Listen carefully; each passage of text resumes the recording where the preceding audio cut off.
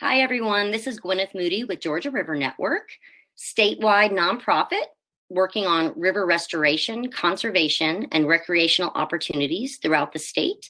I'm the director of water trails and outreach, and one of the programs that I work on is water trails and going into communities and helping them build water trails. So I'd like today to just talk a little bit about what goes into building a water trail and whether or not a water trail might be right for your community. So, first of all, what is a water trail?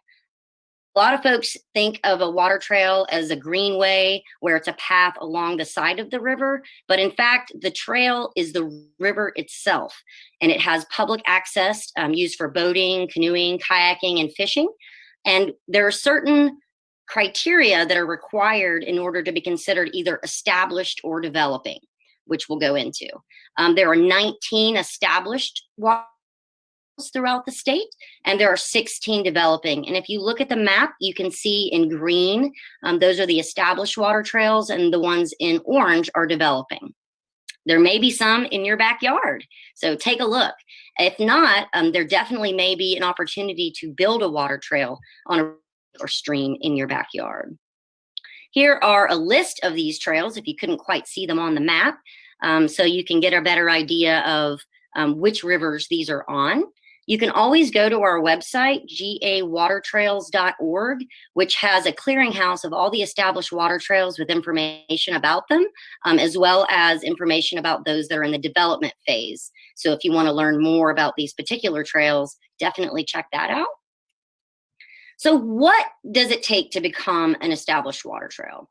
Well, the first thing I like to say is you have to have a dedicated group that is behind building this trail. So it needs to be a group that is supported by stakeholders throughout the community so they can maintain this trail. And that public access is also key, where paddlers can unload their boats and park their vehicles safely. We don't want people jumping over guardrails or riprap or injuring themselves trying to access the river. And oftentimes now they are, because there isn't adequate public access. We also like that these river access points are appropriately spaced apart for a full day, kind of 2 to 3 hour paddle for those that are not experienced paddlers, because you don't want to send a family out on a river for 30 miles without a place to get out. The reason behind that is because that will cause them to need to trespass on private property, and or if they are needing to get out of the rivers for any reason, for safety, that they will not have that access. So that access spacing is very important. If there is not an opportunity to break up the access points, then we ask for there to be some sort of overnight camping opportunity, so people really can be safe out there.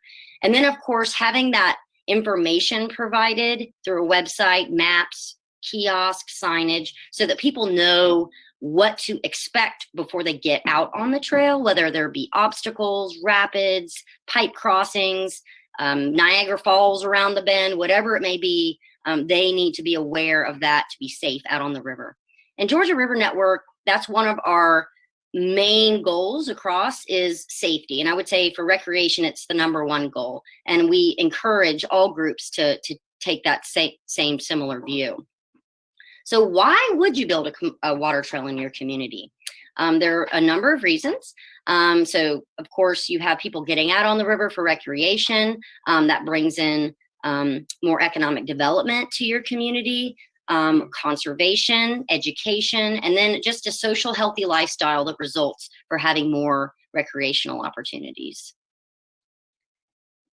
It's economical to build a water trail. Access can be inexpensive, and you don't have to have the same amount of access points as you would on a hiking or bicycle trail. And you don't have to buy that land either, of the trail itself. You just have to buy or use the current access locations. And so a lot of times there's already public land available that an access can be built, and it can be very inexpensive. There's many economic benefits to building water trails. You're going to tourism, and as those tourists come in, they're going to spend more money in the local area. They can also diversify local economies. So existing businesses are going to increase their profits. There's going to be new businesses that come in to support the trail, such as restaurants, outfitters, retail, lodging. So many different businesses will come in as there's more tourism and focus on the area. There's also ways to celebrate the river through festivals and events to support the trail and the local community. And also, it benefits the local community with a higher quality of life and improved tax base. So it's a win-win for everyone, including the river and the wildlife that it provides habitat for.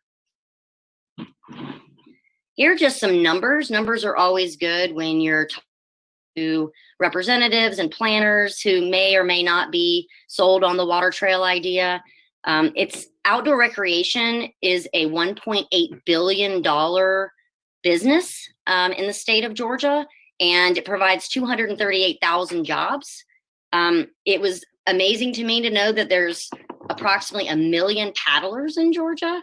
And then of those, $11.3 billion is spent annually on canoeing, kayaking, and rafting. So that's huge. And so it's important to make sure that your representatives know these numbers, because they will be much more interested in helping with your project if they know that there is this economic development opportunity. And of course, the increased recreational opportunities that come with the water trail. As I mentioned, there's fishing, there's paddling, rafting, stand-up paddle boarding. There's people that go out and john and swim, bird watch, wildlife viewing. There's all kinds of different recreational opportunities on water trails. Public information is key. So people have to be aware of what to expect, as I mentioned before. So this can be accomplished through maps, a website, directional signage, kiosks. All the safety information should be on those kiosks and on the website. The river etiquette is very key as well, making sure you follow those leave no trace principles and respecting private property rights.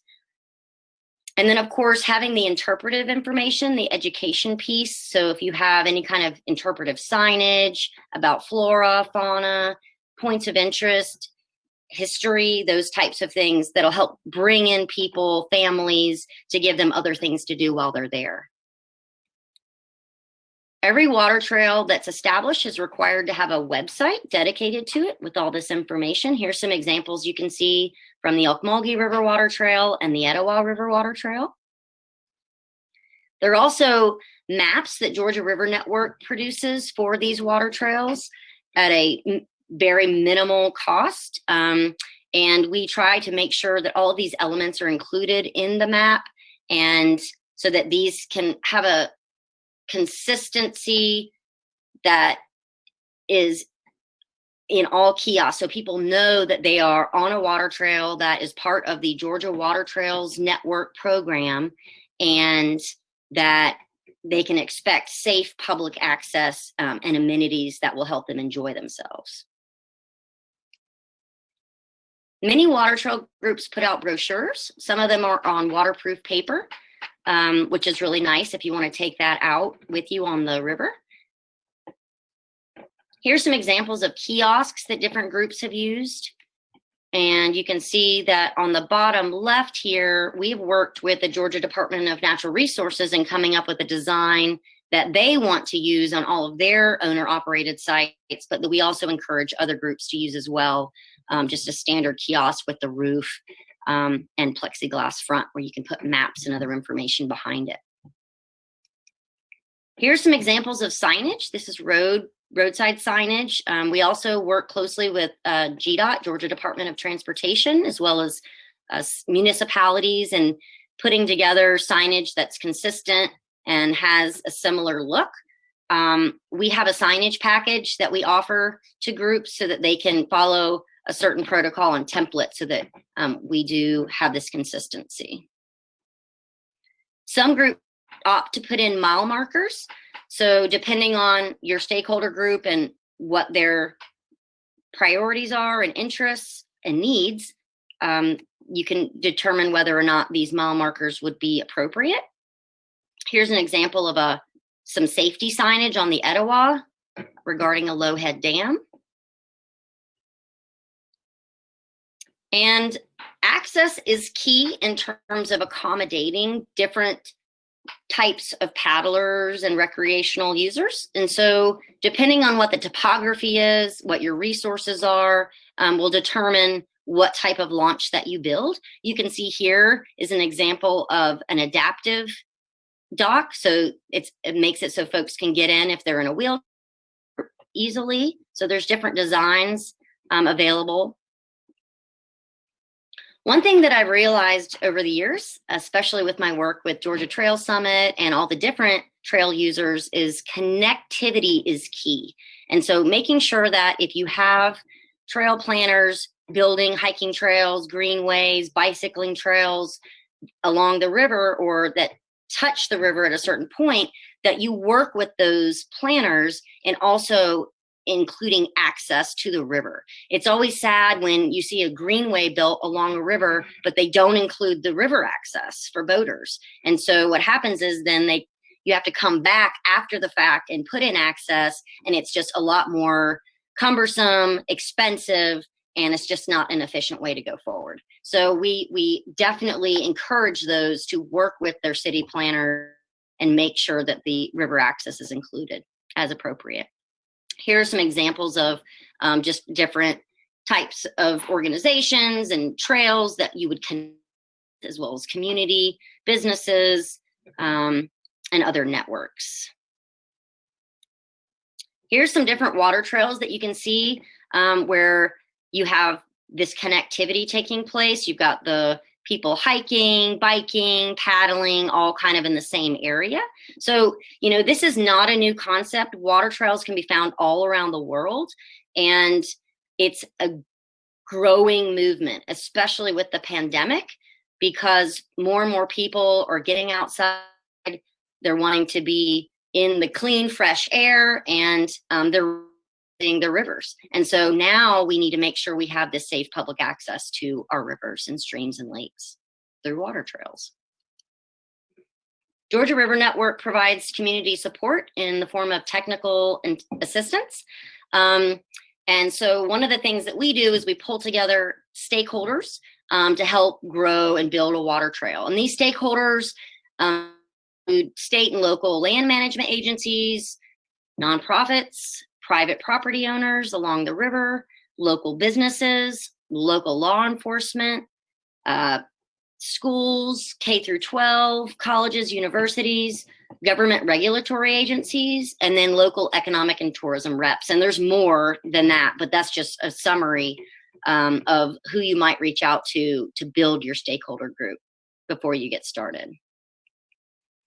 So community support is also important in the form of a resolution of support from your local municipality. Thus far, we've received about 38 different resolutions of support from counties and city government. And we encourage each county and city to sign a resolution of support to ensure that you don't come across any hiccups along the way when working with municipalities. And this isn't something that requires any monetary support. It's just a blessing saying, yes, we support the development of a water trail in our community and the initiatives that you put forward. We also had a statewide water trail resolution of support passed back in 2017. It was unanimously passed by the House, and it encourages the proliferation and use of water trails in Georgia. So it was just a great way for us to gain statewide support for our water trail program. There currently is not a water trail program administered by a state agency like there are in other states. So Georgia River Network is basically providing this function for the state of Georgia. Georgia River Network, as I mentioned before, we want to see rivers protected and to see them healthy and a safe place for our future generations to, as well as currently for us to enjoy. And so kind of our ulterior motive is to make sure the river is a healthy place. And so by getting people out on the rivers and having them fall in love with them, they become stewards And that is our ultimate goal. And so there's programs out there that communities can become involved with for water quality monitoring, for river cleanups, for educational opportunities for kids and teachers. So there's just a lot of opportunity to clean up rivers and keep protected through water trails.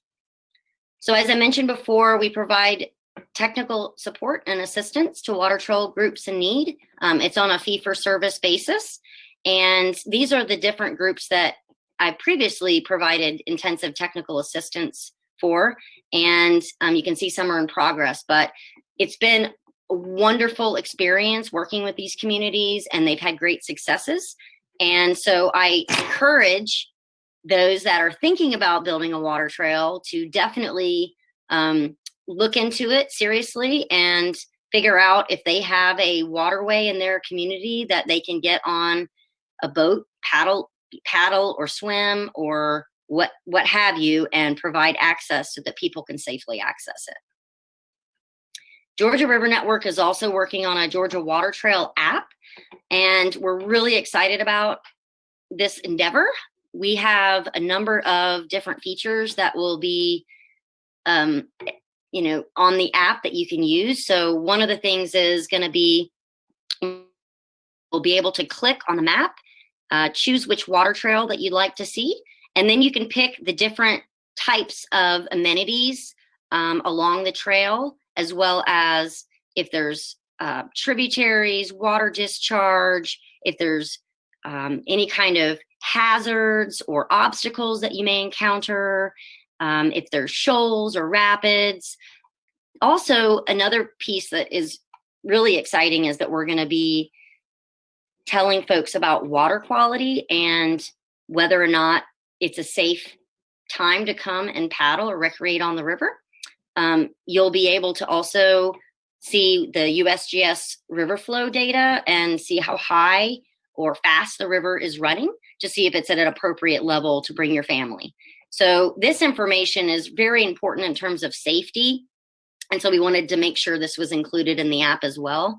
So we're super excited. We hope that it's going to become next year, but we are still in the midst of collecting lots of data and getting all of our information. So I wanted to just thank you for joining me, and hopefully this has given you a little insight into water trails and what it takes to develop and establish one in your community. And if you have any questions, don't hesitate to reach out to me. You can see my email and telephone number. And also, please take a look at the gawatertrails.org website. We have a toolkit there, and as well as a clearinghouse, which I mentioned earlier. So thanks again, and you guys, happy water trails.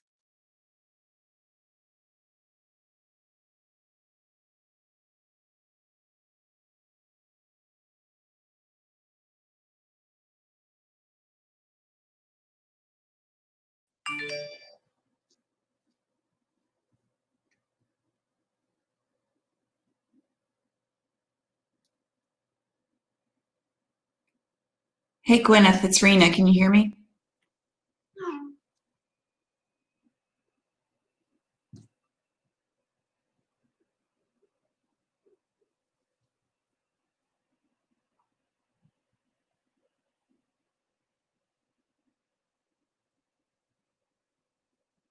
Hey, I'm Joe Cook. I'm with the Georgia River Network. I also used to work at the Coosa River Basin Initiative here in Rome, Georgia, where I'm speaking to you from today. But I wanted to tell you all the story of the Etowah River Water Trail. It's something that we're quite proud of here in the Rome community and all through the Etowah River watershed, the work that's been accomplished. And it's an example of what you can accomplish if you work together across multiple jurisdictions to create a water trail, in this case, one that stretches across 5 or 6 counties and stretches over 160 miles. So let's dive into the Etowah River Water Trail and tell you a little bit about what we did to create this particular water trail. The inspiration from it really came from Paddle Georgia 2006, Georgia River Network's week-long canoe and kayak trip that we take down a different Georgia river each year. In 2006, we did the Etowah River, and at that time, the Etowah is a beautiful river, probably the best family paddling in all of North Georgia, but no developed public access points.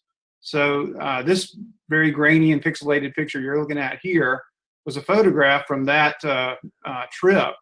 And many of our boat launches that we used were not developed. They were dangerous, muddy. It took multiple people to get people out of the river and safely get them up the steep banks.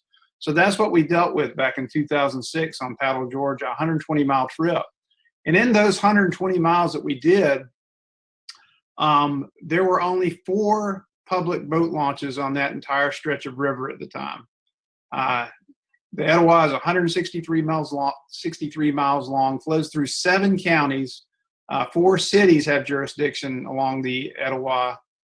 You got 2 nonprofits working to protect the Etowah.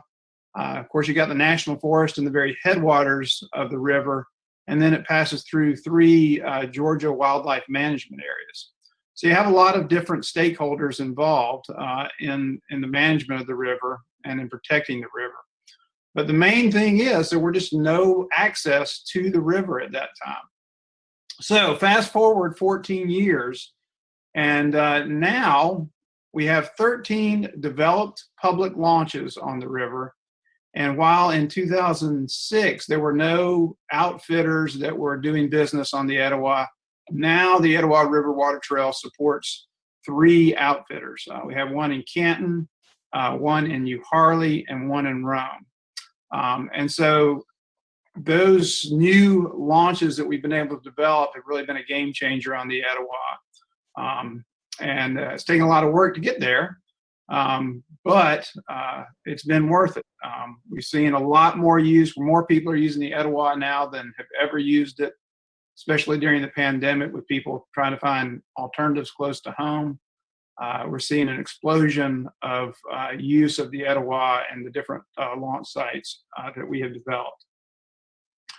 So what can you do to get the trail started? At the time, I was working at the Coosa River Basin Initiative, and we were trying to figure out how can we make this happen? How can we facilitate the development of the water trail? Well, we're just a small nonprofit organization, don't have a whole lot of funds, but we do have expertise in other areas. And one of the areas that we realized that we had is we knew the river. We knew where to get in the river. We knew what the river was like from point A to point B. And so what we did is we said, let's create a guide to the Etowah. That'll be the first step. What can you expect when you get out on the river? So we actually applied for a grant from the Lyndhurst Foundation up in Chattanooga. They provided us with a grant to create an entire guide of the Etowah River from the headwaters all the way to Rome, where the Oostenaula and the Etowah meet to form the Coosa.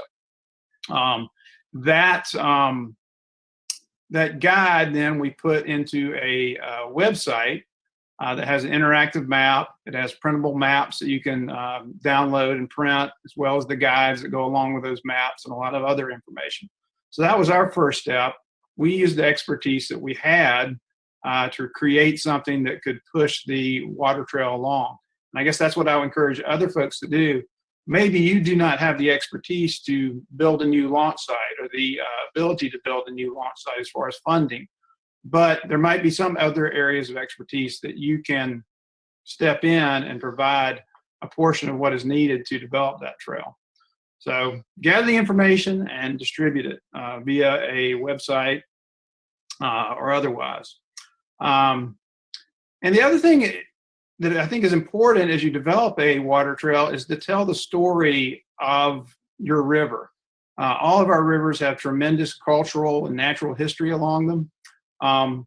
The Etowah, for instance, had at one time a nuclear aircraft laboratory along its banks up in Dawson County, which is now the Dawson Forest Wildlife Management Area. They used to actually do nuclear testing there. So to tell those stories. Another example is there in Canton, the Gus Coggins and Crescent Farm, which is now the home to the Cherokee County Historical Society, right there along the Etowah. So tell these stories, dig into the cultural history of your river, and get those stories out there, because people like stories and they want to learn about these stories. And a trip down the river is a great way to explore local history. So that's one of the things that we emphasized in developing the Etowah Water Trail, is to tell the story of the river. Also find out what is unique about your river. For the Etowah, of course, it was the Native American fish weirs. There's 36 of these stone rock V-shaped dams on the river that were created 500 to 1,000 years ago by Native Americans. There are more Native American fish weirs on the Etowah than all other Georgia rivers combined. So that was something special about the Etowah that we really wanted to promote. So each river has something special about it. Find out what's special about your river and get that message out there.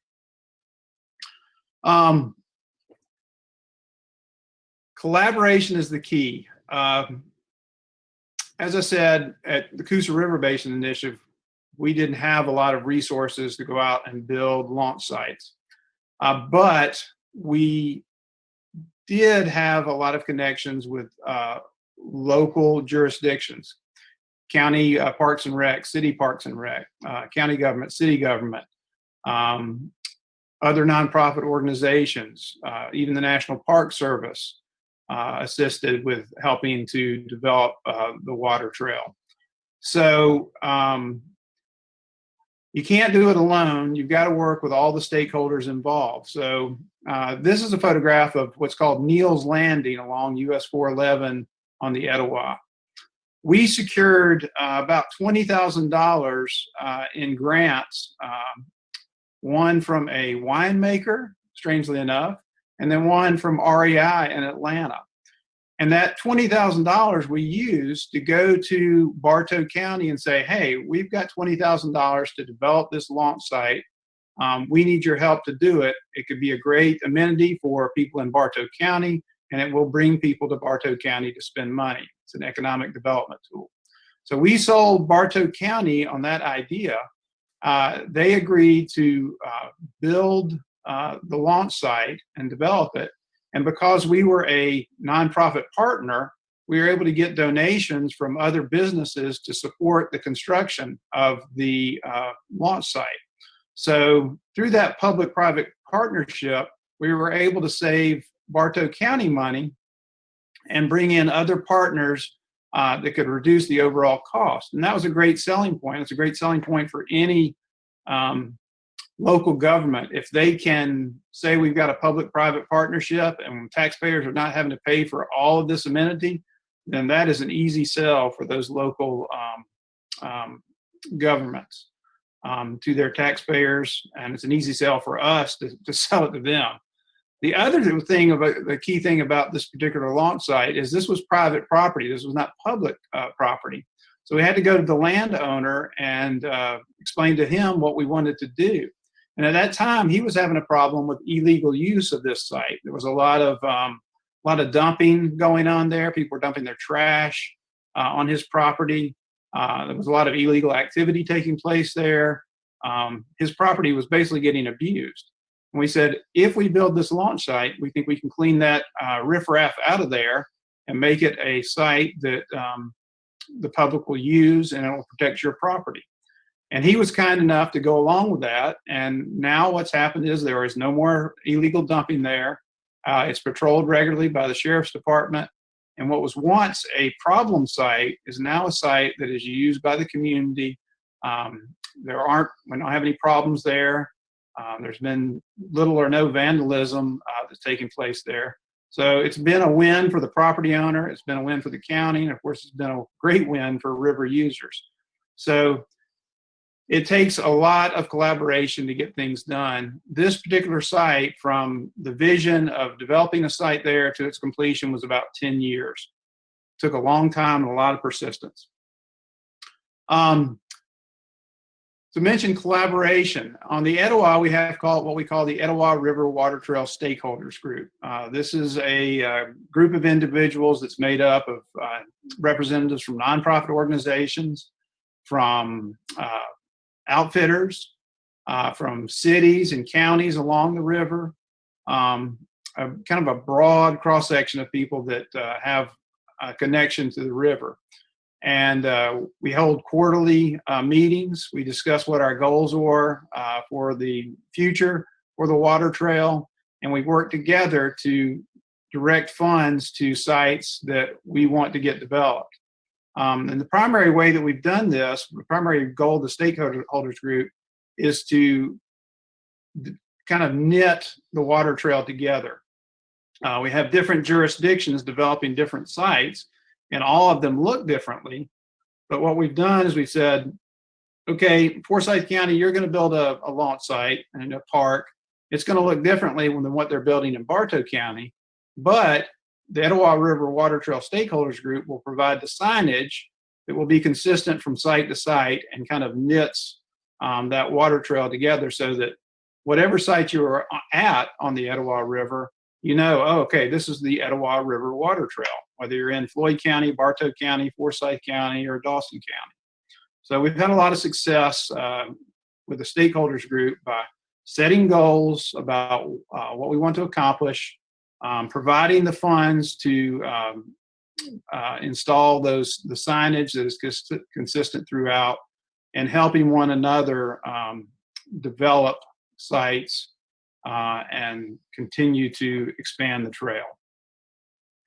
The Etowah Stakeholders Group also promoted events, and we worked together to develop events that would promote the trail and raise money for water trail development. So for several years, we did the Etowah River Water Trail Rodeo, which was a paddle trip followed by a barbecue and usually a raffle, a kayak raffle. So through those trips, just one each year, we're able to raise about enough money to install a new kiosk at one of the water trail sites. So holding events that promote your water trail and raise money to develop those water trails are very important. I mentioned the kiosks that we've developed. I highly recommend these particular kiosks. They're made out of recycled plastic. They're plastic lumber. They are virtually indestructible. And we've had a lot of luck putting them in. Once they're in the ground, they're pretty much impossible to remove. And the signage is consistent from one site to the next. And so people know they're on the Etowah River Water Trail. But the good thing about them is they're just really durable and indestructible, really. We haven't had really any problems with graffiti at any of the sites. They look nice and they will last. So each of these kiosks, if you're curious about the cost, probably costs about $2,500 for the actual kiosk and the signage, the design of the signage. And there's information on both sides of that kiosk. So about $2,500 for each one of those. Probably slightly more expensive than a traditional wood kiosk, but I think well worth the investment. And again, those consistent signage knits the water trail together so that you always know when you're at a site, oh, I'm on the Etowah River Water Trail.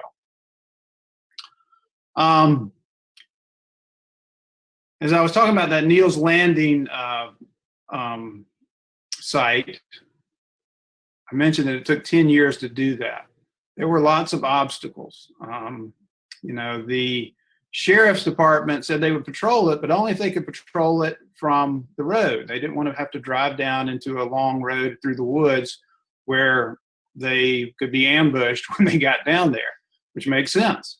So when we developed that site, we did have to clear out some trees so that the deputies who would be patrolling that site could have a look at it from the road. And that also has helped cut down on illegal activity there. So there's lots of obstacles to building water trails. You have to deal with property owners. DOT, if you're doing a site along a bridge, Working with the DOT needs to take place. There is always something that comes up, and you can get a lot really discouraged, but if you're persistent, you can have success. So I guess the main thing I would say in developing a water trail is persistence, persistence, persistence, persistence. That'll get your water trail built. And it might take 10 years to get one site built. But I will tell you, once we got that site built that took 10 years, within the next 3 years, we had 2 more sites built that helped knit that section of river together. So once it's built and people see, oh, people are using this, they're using it safely. We're attracting the right kind of people to the river. We've gotten rid of the riffraff and the people that are dumping trash along the river. Good things happen, and you see more interest in building new sites. So don't give up. Keep on pursuing that idea of building the water trail. And if you build it, they will come. I mentioned that back in 2006, when we did Paddle Georgia on the Etowah River, there were no outfitters operating on the Etowah River. Now we have 3 outfitters that are making some money, providing canoe and kayak and tube rentals on the Etowah, one in Canton, Nomadic Flow Outfitters, one in Uharli Creek Outfitters, and then River Rats in Rome. And use of the Etowah River has exploded. And I think we'll continue to see that take place as more sites are developed. We still have some sites up in Cherokee County that we need to get developed. Those are in the works. But really great things have happened. And I know here in Rome, where I live, people's kind of perspective on the river has changed. For many years, our rivers around here were heavily polluted because of textile industry and that sort of thing. And people turned their backs on the river through the latter half of the 20th century.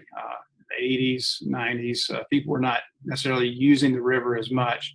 But now that we've cleaned up our rivers, now that we're providing access to the rivers, people are coming back to our rivers. And it's really refreshing to see, and it has changed the whole mindset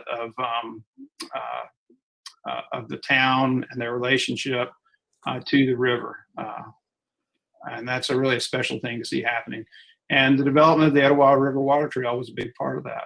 So build it and they will come. And today, we'll be happy to answer questions during the question and answer session. But thanks for hearing me out, and come paddle the Etowah River Water Trail sometime.